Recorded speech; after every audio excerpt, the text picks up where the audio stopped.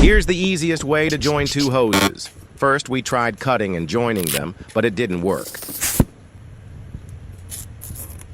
Then we attempted using tape, but it still leaked.